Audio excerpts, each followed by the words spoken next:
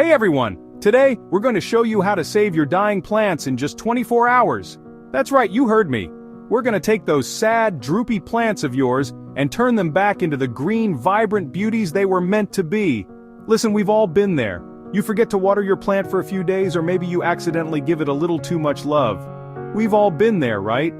Don't worry, whatever the reason, your plant is looking a little worse for wear. But don't you dare give up on it yet. Stick around until the end, because I'm not just going to show you how to revive your plant, but I'm also going to share some amazing tips and tricks that few people know about that'll keep your plants thriving for years to come. Let's do this. First things first, we gotta play plant detective. We need to figure out what's wrong with our little green friend here. And the first place we're gonna start is with the soil. Now, stick your finger about an inch or two into the soil.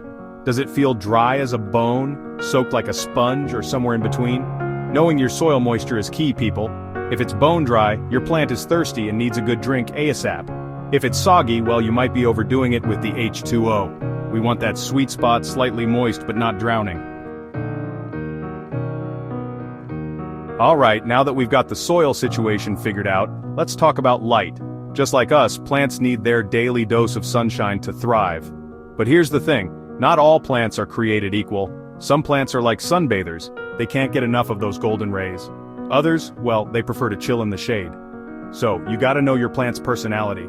If your plant is looking pale and leggy, it's probably craving more light. Time to move it closer to a window. But if it's looking scorched and crispy, it might be getting too much sun. Time to find it a shadier spot.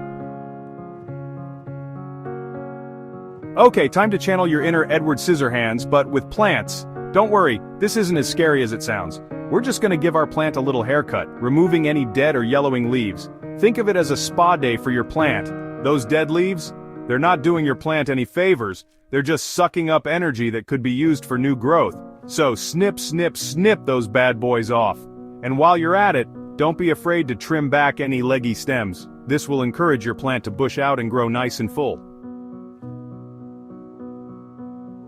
Alright, we've given our plant a checkup, adjusted its lighting, and given it a fresh new look. Now it's time to give it some fuel to power its comeback. And that's where fertilizer comes in. Think of fertilizer as a super-powered energy drink for your plant. It's packed with all the essential nutrients your plant needs to grow big and strong. But just like with any good energy drink, you gotta use it in moderation. Follow the instructions on the fertilizer package carefully. Too much fertilizer can actually harm your plant, so it's better to err on the side of caution. Okay, we're almost done, I promise, but before we wrap things up, there's one more thing we need to check.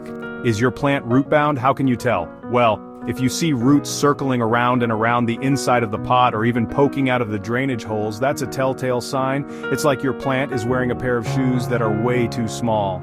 If that's the case, it's time to give your plant a new home, a bigger pot with fresh soil. This will give those roots plenty of room to spread out and grow. Thanks for watching. Now go out there and save those plants.